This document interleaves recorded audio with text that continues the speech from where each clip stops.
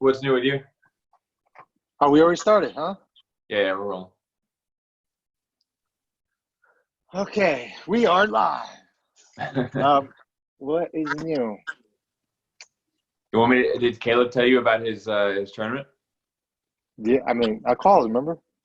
But did he tell you like the way it like rolled down, like the where and the when and how? I know. Okay, so Mr. Glover, I heard this is what Ryan told me. So this is second hand information. He said that he didn't even know where the tournament was going to be until the morning of. Yeah, because it's all I mean, it's illegal technically, so it was all underground. So it was like a poker tournament. It's like a $250 buy-in. And yeah, exactly. Like an banking. illegal gambling. You can pull it off. Yeah. So we show up. It's pretty cool, man. I would have really liked. Obviously, regardless, I would want Caleb to win. But the situation, the story, if it culminated in a win, would have been that much better, because he drives down from Colorado, 16 hours, gets here, spends the night. We go to the beach, whatever. He has like a rest day, and then the next morning we get up pretty early and we drive to Ventura, which I thought was close. When he originally hit me up, he's like, "Hey, Ventura's near you, right?" And I was like, "Yeah, probably like 90 minutes or something." It ended up being 2.5 hours away. But I didn't check. I thought. How do you live there and not know how far Ventura is? Well, I knew it was like LA-ish, but it's on the other end of LA, and LA is huge. But I wasn't like giving him like. I was like, it's like 30 minutes. I figured he would do some research about his own trip, to make sure. But he's like, "Yeah, I'm coming down, blah, blah, blah."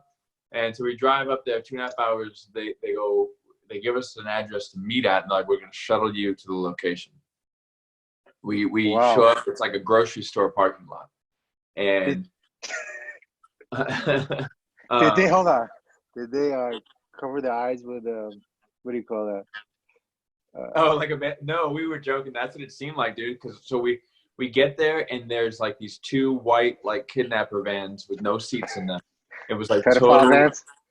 What? Pedophile vans. Yeah, like human trafficking vans. Like we showed up, and we all get in the back of these two vans, and like I said, no seats. So we're all just sitting cross-legged right next to the people that are like we're competing against or whatever. And there's like shades on the windows, like curtains and stuff. and Jeff pops his head in, and he was like, "All right, so we're going to Hell's Angels Clubhouse. Here's the rules." Yeah. So he goes, "We're going to Hell's Angels Clubhouse. Here's the rules. No eye contact." And he pauses, and he's like, "Oh, I'm just kidding, blah, blah, blah." And then he says, "I'm just kidding," and then he closes the door. So we're all laughing. It turns out like he was only half kidding, because he was kidding about the eye contact part. Everybody was really cool. But we roll up, and we're in this neighborhood. We're like, "This is a house. Like, these are houses, We're in this like residential area. And this one house has like this iron, like salt, like not like a gate that you can see through. It's like an iron wall that like rolls back, And it rolls open, and there's like motorcycles around, and it's basically like it was a house, but it just got like stripped out. Like, it was empty. There was not really any separate rooms. It was just a bar in the corner, and then like it was like a bench press in the front yard, and like motorcycle parts. Couple of pit bulls. No, there should have been Couple of tires there. What? Couple of tires. Yeah. All tires. Pit bulls fighting over them. Yeah. Yeah, fighting over the tires. Yeah. But they and it was like legit. It was literally like Hell's Angels Clubhouse, and I can't get in trouble for saying this, can I? Like, in trouble with the Hell's Angels? No, because you're not telling where it was. Yeah, I just said the city, right? So yeah. So somewhere in Southern California area. Yeah, I mean yeah. So but anyways, there's all like these Hell's Angels, like, but they don't have their patch yet. Like they'll have prospect on their vest. But there's Hells Angels insignia all over the place, and there's all these prospects. I'm guessing they were like, "Oh, go work the tournament or whatever." And then in the back of they cleared out like most of the bar seating, and there was just like a big-ish like mat area, and that was it. And there was like how big? Hold on a second. Sorry, could you hear that? No, I didn't hear it. Oh, okay. How big was the matted area? I would say like 20 by 15, maybe. Oh, okay. So about twice, no, 1.5 times the size of my mat. It was about mine is 10 by 12. Oh, okay, so maybe it was bigger than that. It was pretty, like, you ever seen a jiu-jitsu tournament where they have got the individual squares, like a bunch of them? It was like one of those, but like a little bit extra. Not big enough though. Everybody like was going out of bounds, like running into the wall. The walls weren't matted. They're like running into the wall, reset. And there's like bikers and Hells Angels guys like smoking like blunts at the bar, and like the whole room was cloudy. And yeah, and and then they're just like calling up names, and it was pretty awesome. It was like it was like sketchy in a funny way. I was like at first I pulled, I'm like, yo, what the fuck? This is like straight up like an underground thing. And then like Lionheart, that movie Lion. Oh, you never seen it? You never watched Van Damme movies, but I was gonna say I'm gonna guess it's Van Damme because I've never seen it before. But everybody was really cool. It was like everybody was friendly. You know what I mean? Because we weren't doing anything. So that's awesome. How many people were there? They did 3 16-man brackets, but I think they spaced them out. Like not everyone showed up, right at the beginning. Gotcha. So about 50 competitors total. 48. Yep, 48. Yeah. And then Caleb Jeff Glover's pretty gangster. Right. He what? I said Jeff Glover's pretty gangster. Did he ever fight? I don't think he ever did MMA. No. Yeah. But that makes me respect him, though. What's that? That makes me respect him, that he pulled something off like this. Yeah. Did you see that thing, though, that we won't get into that. But, yeah, he was a nice guy. He was cool. But then what were we saying? Caleb, something like Caleb. Yeah. Caleb did really good. He lost in the semis, but it was funny because the dude that he lost to, I may have told you this story already, but the dude that he lost to won the whole tournament, and the dude was just a beast, man. He was all-American wrestler and in like D1 All-American, and I'm guessing a purple belt in jiu-jitsu, but he won on wrestling. He didn't really do any jiu-jitsu. This guy that won, but he wins, and I'm guessing like what he was trying to say was like it's been like a hard journey. He was like, I think in his mind what he wanted to say was like, I've had drug issues and I've like had to get through them, and I'm in recovery, and it's been like a real hard journey, and it means a lot to win this. Yeah. All that came out was, listen, guys, I've done a lot of drugs. I'm a really bad addict. Thank you. And then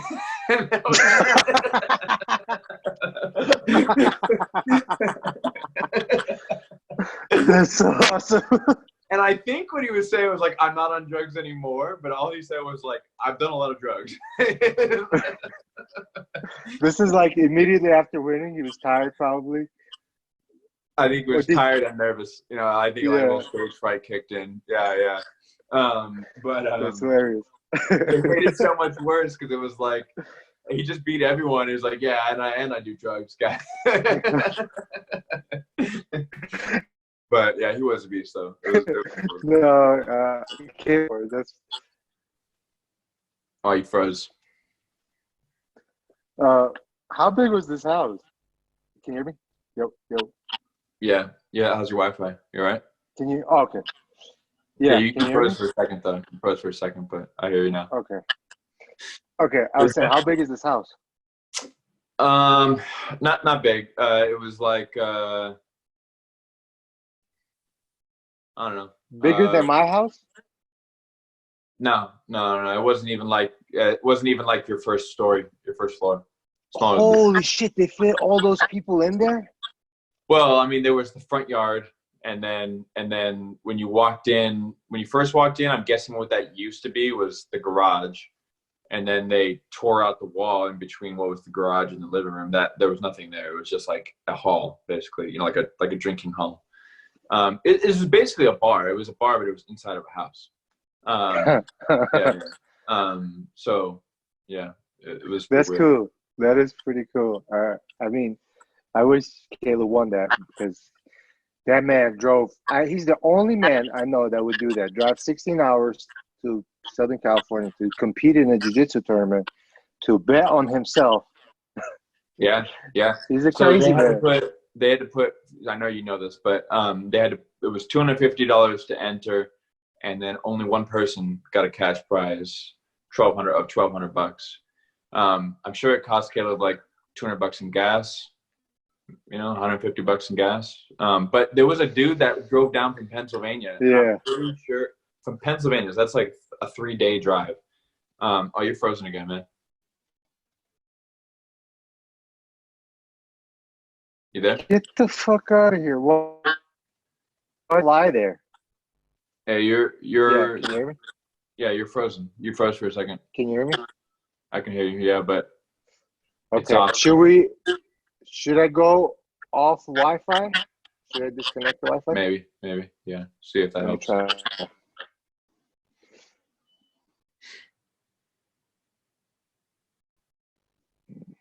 Shit. That's better. It says I have 5G, but good. Can you see me? Your video's off. Oh, your video's off.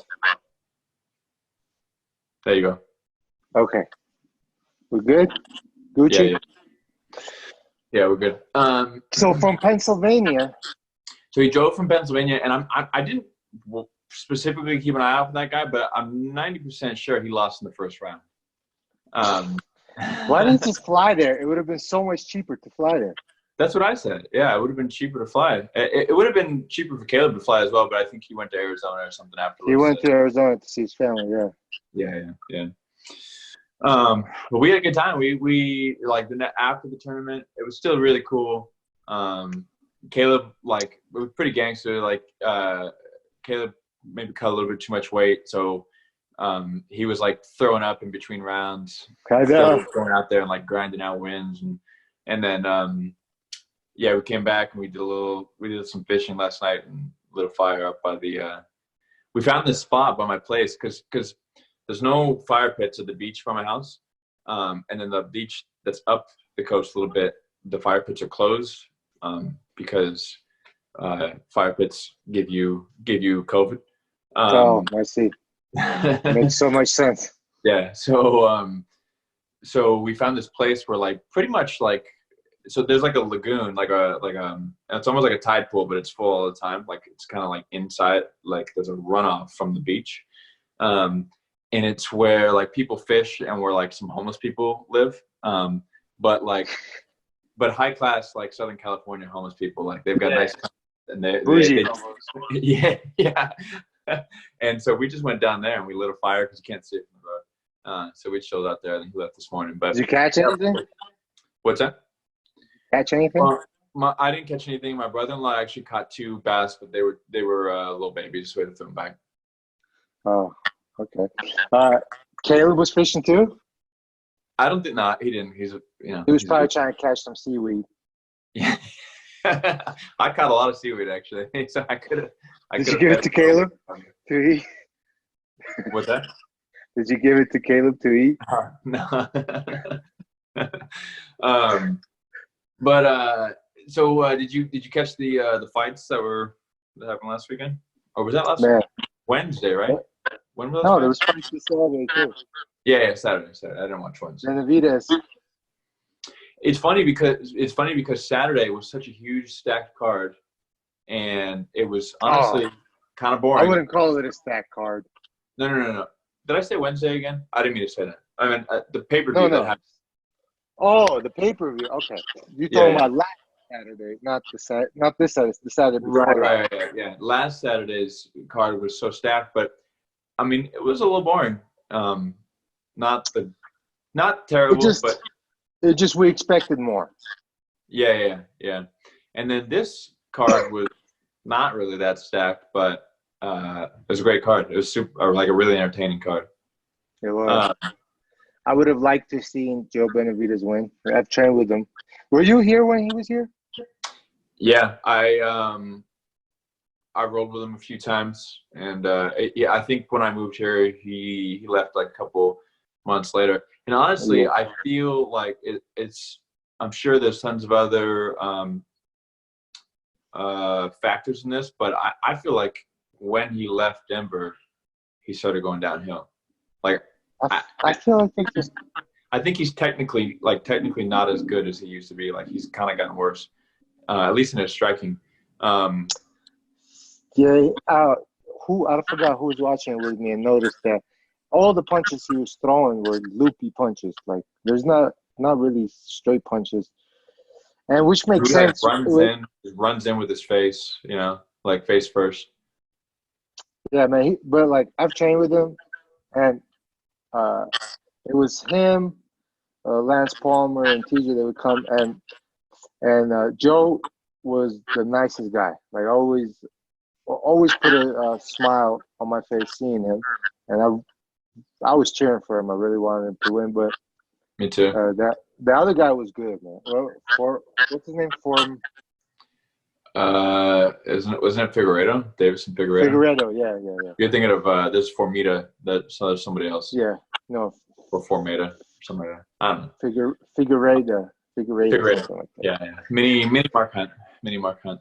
I guess I heard today that he still works a couple of day jobs, and he's a hairstylist and a sushi chef. I saw the meme. I didn't think it was real. That was really him. What was the meme? It was like on the strangle squat, and it said Figueiredo giving close shaves to everybody, or close fades to everybody. Yeah. Oh, it was him cutting hair. Yeah. It was like a picture of him cutting hair. I was like, oh, it looks like him, but I didn't think that was really him. But I guess, yeah. In Brazil, I guess he's a hairstylist and a sushi chef. I guess that's the kind of money you make. Yeah. That's like so odd, both of those. A hairstylist and a sushi chef. I don't know. I guess the flyweight division is not paying too great. Yeah, I mean, if we're being honest, that's at least the weight class that people care least about. Yeah, and I remember thinking like when Cejudo won, like, oh, maybe this will bring some attention, but then he vacated. Or he went 35, and then he retired in general. But we've talked about this before, but I feel like people just assume because they're little, they could just sit on them, and like regular guys, they think, oh, they're way lighter than my girl does, so I could just lay on them, and they don't think of them as a real threat. I think that's not Cejudo. Benavidez is honestly, pound for pound, like one of the strongest people that I've grappled with. I agree. Like, I was impressed. Yeah, I was impressed. Did you see how he defended that choke? It was insane. Like the first 3 times he defended it. Yeah. How? It was insane. He was fully extended. Yeah. Yeah. So it was crazy. It was such a nasty camera angle when he went out, and his like eyes were rolled back, and he kind of coincidentally happened to be staring at the camera, like it was like a horror movie scene or something. It was pretty rough. That ref, man. Who was that ref? Was it Goddard? I think it was Goddard. I want to say it was Goddard. He did know. Terrible. That was not good. Yeah, I'm not sure. I'm not sure if it was him or not. Allegedly. Yeah, allegedly he did some terrible reffing. But what about? Well, let's see. What were some other fights? Oh, what did you think of that heel hook? That inspired you to train some leg locks? Hell no, bro. That pissed me off. I was like, come on, like, how does this happen at this level? It just made me angry, honestly. That's all it did. Dude, he honestly, like, he looked. I felt like I only watched it once. I have to like look back, but my impression was that he looked down and was just like, I don't know what to do with this. He just like, you're not supposed to do it. Yeah, he thought, the fuck is this? Yeah. But like, I mean, at least like hammer fist something. Like, I don't think he could turn. I don't think he could turn towards him. But like, I think because what he did the first time was he tried to turn away and like pull his knee out, but then the leg that was reaping, like, you know what I mean? Like it's over his leg. It was weaved under and behind the other leg, so it blocked him from turning away the second time. And we drilled this in Cody's class, and like I'm thinking, like, when that happened, I was like, dude, he needs to do the Cody thing. Like, you just gotta, you fire truck it. You gotta fire truck the foot, like he always says. And then he, I don't know, didn't know that. But I guess, what's his name? Who hit the submission? Hermanson. Hermanson. Yeah. Hermanson. I guess he's like a John Danaher fan, and he like learns a lot of their stuff. Gordon Ryan. That guy's really talented, actually. He has surprised so many people with his victories. Like, that's the first time I've seen him fight. Huh? That's the first time I've seen him fight. Pretty sure he knocked out Jacare. Yeah, I think he did. But I didn't see it. I think he has championship potential, honestly. I wouldn't even have watched this card, but Caleb wanted to watch the I was like, free card? Nah, not for me. Not for me, dog. But then he talked you into it? Yeah, well, I mean, he was my guest. So I was like, all right, he forced my hand. It was pretty entertaining. There was one other one, right? Wasn't there one other really good one? I'm rarely impressed by the girl fights, but this Queen of Violence chick, she knee-barred the other Brazilian girl with whatever it was on her head, called that her haircut. I don't know. It was just like a little flop of hair, like a helmet she had. The girl that got knee-barred. But it was okay. That type of submission is violent enough where I could be impressed with it. And why was it violent? I didn't see it. Did she break her leg? I heard she knee-barred her. She knee-barred her. She hyperextended her so hard, and she had the face of like angry hulking out face, and then the other girl had agony all over her face. And it was pretty epic. She got to do something about that nickname though, Queen of Violence. That sounds like a. I know, it's cringy. Yeah, it's cringy. Yeah. But I mean, I was impressed. I'd watch now. I will tune in again, and maybe I will remember her because of that cringy nickname. That's true. You remember it. That's why I got my nickname. My nickname's weird. I know. I think a lot of people wouldn't know like that you were being sarcastic with that nickname. So nobody gets it. Nobody gets the joke, but whatever. It's great. It's great. Now that I know that you're being sarcastic, it makes it that much better. It makes it twice as good. Yeah. Yeah, I think that was that in the main card? I'm trying to remember what the other cards are. What the other fights. Maybe I tuned in like just for that, but I feel like there was one right before it that I really liked, but I'm drawing a blank on what it was. Those 3 fights are really the only ones that mattered. Is my video still on? Cut out for just a second. Okay. Yeah. I think those 3 fights were just the ones that I care about. That stood out in my mind. The rest were like, yeah, whatever. Nice. There was one other thing that I was going to bring up, but I'll cut. Give me a second to think of it, and I'll cut a section of this video out. While I think of it. Let me minimize this real fast, and then Yeah, I think yeah. I made a note. Give me 1 second. Let me see if I can find it. Yeah, take your time. We have a special guest this episode. Oh, nice. I'm back. He's such a cool cat. He's the only cat that I like. He's pretty cool. Actually, I take that back. There's my buddy's got a cat named Beans, and all he does is just like he just like rolls up next to you and just starts licking the nearest body part that you have. Like a dog. Yeah, he just keeps going for endlessly. The other thing I was going to bring up was that that Costa and Adesanya is set? Pretty much set. Dana was like, it's not set. But he said basically like the contracts haven't been officially signed yet, but both of them said like, yeah, it's like we're gonna do it. So when? September or something. September. Yeah. What do you think? Man, Acosta looks like a freak of nature. Like he looks like a straight bodybuilder. But he fights. He's like, considering how much muscle he has, his endurance is really good. It's really good. Yeah. He has pretty much everything that Yoel has plus cardio, which is crazy. Yeah, I know.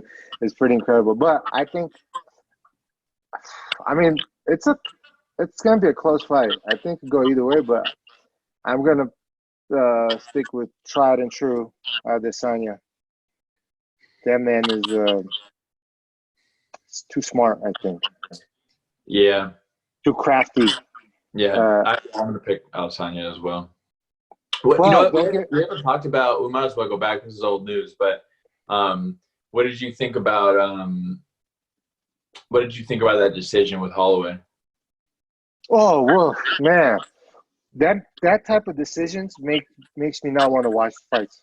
Did you have in your head like any chance? Like, I don't know about you, but when it went to the decision, I was like not even listening. I was like, obviously, no, same. No, I've seen some terrible decisions in my day, but I saw like I always see. Oh, like it's like a voice in the back of my head. Watch them butcher this, like type of thing. But like I was just expecting, I don't know, like 48, 46. But once they said split decision. I was surprised. Like, are you serious? I was like, oh hell no!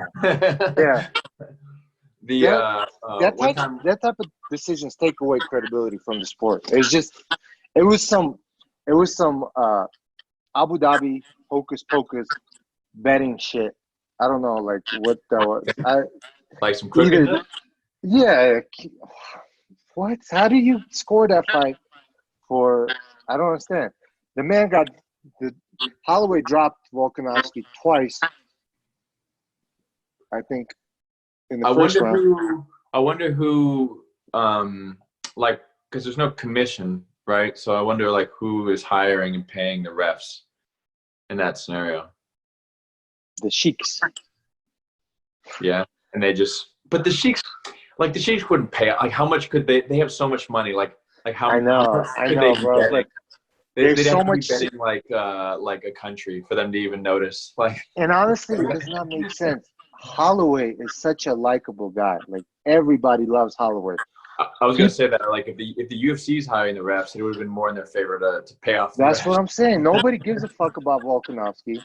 Yeah, he's a good fighter, great fighter, but like Holloway is loved by the fans. Yeah, and like his attitude, like this. There's nothing not to like about Holloway, you know. Plus, if he won, I mean, which he did, but like if he got a win, then you could sell a rubber match. Of course, I don't understand. And now Holloway wants to move on. I mean, Volkanovski's like, yeah, the Holloway saga is over. Of course, it's over. You're gonna take your win. You're gonna run with it. Dude, I don't even think Volkanovski was he didn't. He was just waiting for the other guy to lose. I mean, waiting for him to announce that he lost. Yeah, Like, come on. In the long term, this hurts the sport. Yeah, Those type of things. Like even if somebody's making big money behind that, which makes no sense either way. I just like. I think I don't think it was like it was like a do you really believe though that judges could be that incompetent? That's a hard thing to answer. I mean, they have been certainly in the past. So, because here's the thing, so when it went into the fifth, in my mind, I was like, it's 3-1, 3 rounds to 1. But same. But round 3, I remember I remember saying this, and then Volkanovski's corner said the same thing after I said it. I was like, round 3, like I thought Holloway won, but that could have been Volkanovski's round, like maybe, you know what I mean? But even if that was the case, it was 2-2, and I thought Holloway won the 5th. Did you have Holloway win the 5th? Yeah, I thought so too. But I've heard I gave 1 round, maybe 2 rounds to Volkanovski. That's how I remember it. Yeah, maybe 2. The rest was all Holloway.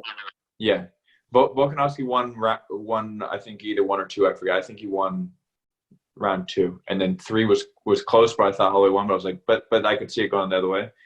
But then I thought Max shut out round 5, and then I've also heard people like Teddy Atlas was like, I mean, he doesn't really know much about MMA, but you know, he knows fighting, and he was saying like, you know, Volkanovski like took the 5th round or something, and I was like, I didn't. Teddy Atlas still had it scored 3-2 towards Max.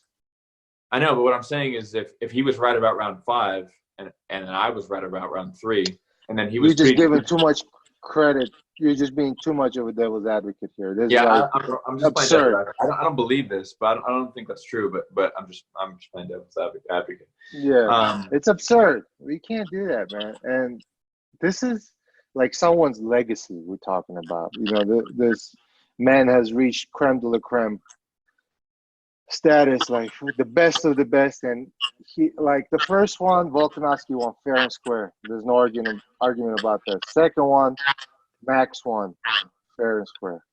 It's like to come back from the loss.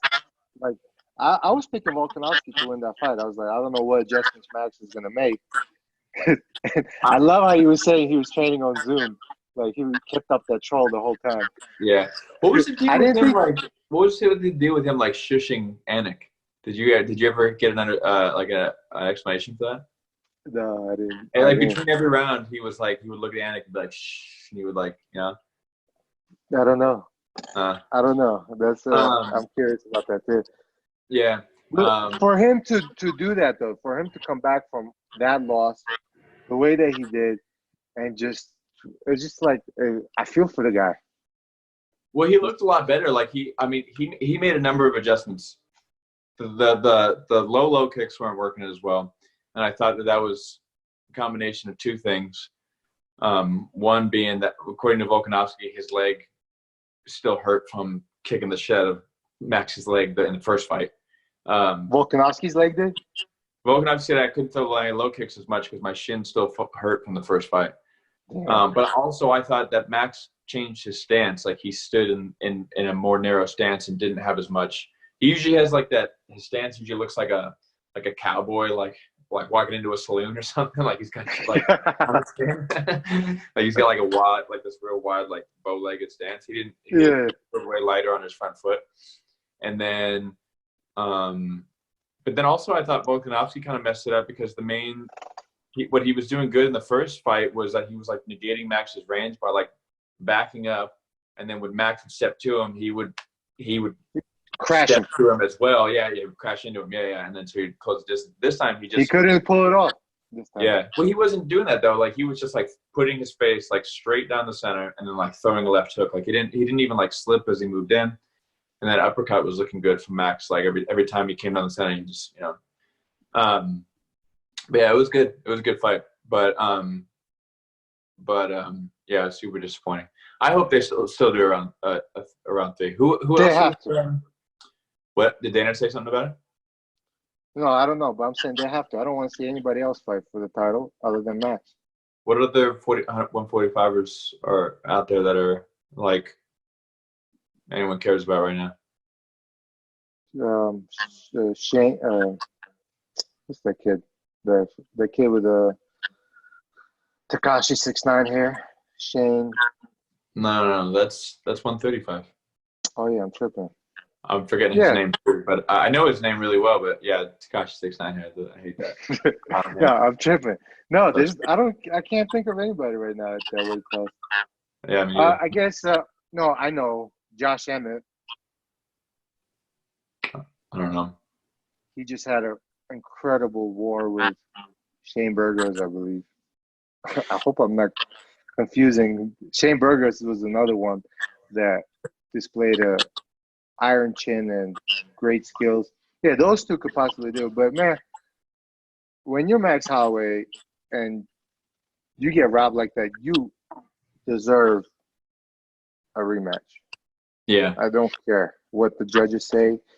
You know, like, we all know the UFC. I guess Volkanovski doesn't have to fight him, huh? But I'm sure the UFC could put the pressure on him to do it. For sure.